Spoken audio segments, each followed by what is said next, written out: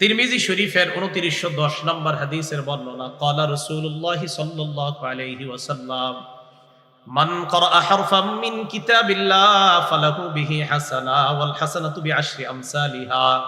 কোরআনের একটা অক্ষর কোন মুসলমান যদি পাঠ করে, সাথে সাথে তার আমলনামায় ১০টা নেকি লিপিবদ্ধ করা হয়।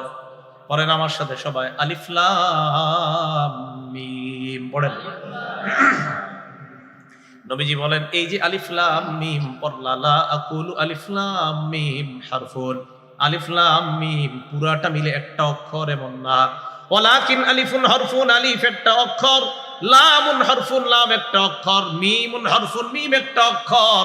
আলিফ লাম মিম যারা আমরা পড়লাম, আল্লাহ নবী বলেন তোমাদের প্রত্যেকের আমলনামায় আল্লাহ ৩০টা সওয়াব লিপিবদ্ধ করে দেয়।